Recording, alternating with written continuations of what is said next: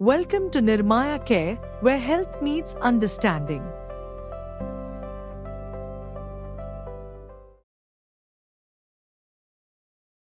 यह वीडियो मूल रूप से nirmayacare.com पर प्रकाशित हुआ था। इस वीडियो के बिना सेंसर किए और विज्ञापन रहित संस्करण तथा अन्य स्वास्थ्य शिक्षा सामग्री के लिए nirmayacare.com पर जाएं।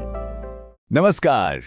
कभी ऐसा हुआ है कि रात के 3 बजे हैं, आंखें पूरी तरह खुली हैं और दिमाग है कि बस दौड़ रहा है, जबकि पूरा शरीर सोना चाहता है? आज हम इसी पहेली को सुलझाएंगे और समझेंगे इंसोम्निया यानी अनिद्रा की दुनिया को बिल्कुल आसान भाषा में।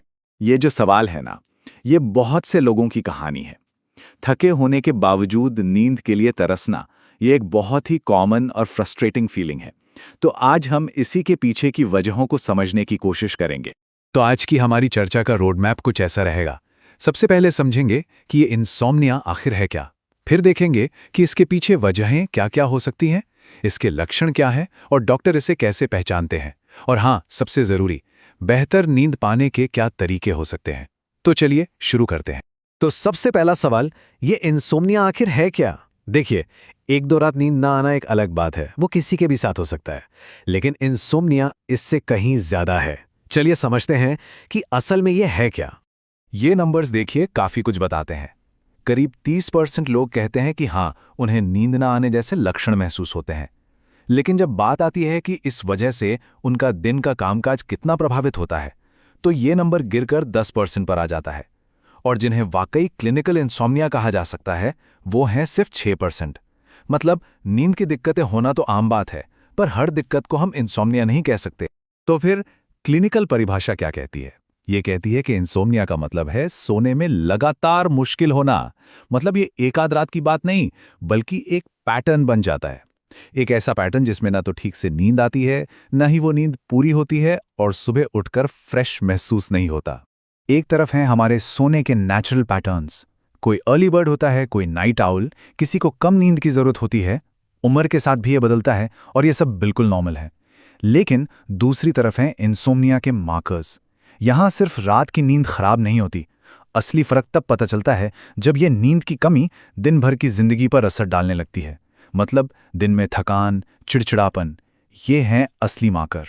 अब आते हैं इस सवाल पर कि आखिर ये होता क्यों है। देखिए, ये कोई सीधी सादी पहेली नहीं है।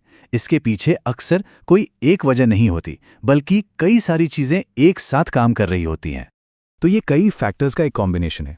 हो सकता है ये फैमिली हिस्ट्री में हो, या फिर हमारे ब्रेन की केमिस्ट्री का कोई खेल हो, मेडिकल कंडीशंस, मेंटल हेल्थ, और हाँ, स्ट्रेस। ये तो एक बहुत बड़ा फैक्टर है। और फिर आती हैं हमारी अपनी आदतें, जैसे लेट नाइट कैफीन लेना या सोने से ठीक पहले स्क्रीन पर लगे रहना। ये सब मिलकर नींद की क्वालिटी बिगाड़ सकते हैं। अच्छा, इंसोम्निया को टाइम के हिसाब से भी 2 हिस्सों में बांटा जाता है। अगर नींद की यह दिक्कत 3 महीने से कम वक्त के लिए है, तो उसे कहते हैं शॉर्ट टर्म इंसोम्निया। ये अक्सर किसी खास स्ट्रेस की वजह से होता है।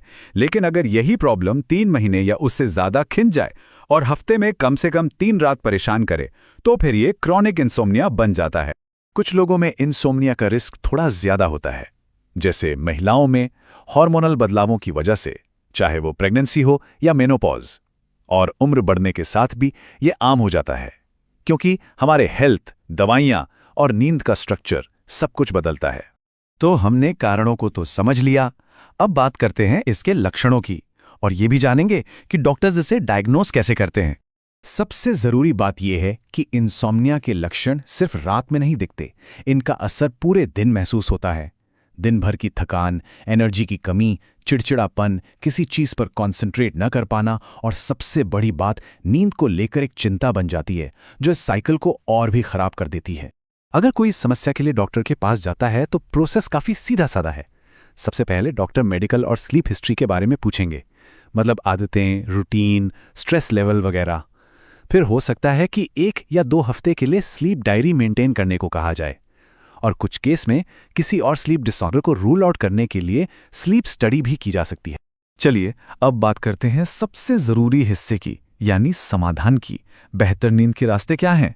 वो कौन सी स्ट्रैटेजी हैं जिनसे इंसोम्निया को मैनेज किया जा सकता है? सबसे पहले आती हैं अच्छी नींद की आदतें, जिन्हें स्लीप हाइजीन भी कहते हैं। ये हमारी नींद की बुनियाद हैं, जैसे कि बेडरूम को शांत, ठंडा और अंधेरा रखना, एक फिक्स टाइम पर सोना जागना, चाहे वीकेंड ही क्यों ना हो, सोने से पहले स्क्रीन से दूरी बनाना और कोई रिलैक्सिंग रूटीन अपनाना। ये छोटी छोटी आदतें मिलकर बहुत बड़ा बदलाव ला सकती हैं। और बात सिर्फ रात की नहीं है, हमारा पूरा दिन हमारी नींद पर असर डालता है। रेगुलर एक्सरसाइज करना, कैफीन और निकोटीन कम करना और सोने से ठीक पहले भारी खाना या शराब अवॉइड करना, साथ ही स्ट्रेस को मैनेज करना, जैसे मेडिटेशन, रीडिंग या हल्की फुल्की स्ट्रेचिंग, ये सब भी बहुत ज़रूरी है। जब बात क्रॉनिक इंसोम्निया की आती है तो एक तरीका है जिसे सबसे असरदार माना जाता है, CBTI यानी cognitive behavioural therapy for insomnia. ये कोई दवा नहीं है, ये एक तरह की थेरेपी है जो नींद से जुड़े हमारे नेगेटिव विचारों और व्यवहारों को पहचानने और उन्हें बदलने में मदद करती है। तो CBTI करती क्या है? इसका फोकस 3 मुख्य चीजों पर होता है। पहला, नींद को लेकर जो चिंता है उसे कम करना। दूसरा, हमारी आदतों को सुधारना। और तीसरा, हमारे दिमाग और बिस्तर के बीच जो कनेक्शन टूट गया है उसे फिर से मजबूत करना, ताकि दिमाग को ये सिग्नल मिले कि बिस्तर मतलब नींद। ये एक बहुत ही पावरफुल तरीका है। तो अब हम अपनी इस चर्चा के आखिर में हैं और यहाँ सबसे जरूरी मैसेज है धैर्य, खुद के प्रति दया और उम्मीद का। एक बात याद रखना बहुत जरूरी है, नींद में सुधार कोई जादू की छड़ी से नहीं होता, ये रातों रात नहीं होता। ये एक प्रोसेस है, इसमें वक्त लगता है। इसलिए पेशेंस रखना और कोशिश करते रहना ही सबसे बड़ी कुंजी है। और आखिर में ये एक बहुत पावरफुल बात है जिसे याद रखना चाहिए। इंसोम्निया एक ऐसी कंडीशन है जिसका इलाज मुमकिन है। बहुत से लोग इससे गुजरते हैं और सही अप्रोच से इस दौर से बाहर निकला जा सकता है। और जाते जाते एक सवाल छोड़ जाते हैं, नींद के अलावा आराम का क्या मतलब हो सकता है? शायद हमारी वेल बीइंग सिर्फ घंटों की नींद पर नहीं, बल्कि दिन भर में लिए गए आराम के छोटे छोटे पलों पर भी निर्भर करती है। इस पर सोचिएगा जरूर।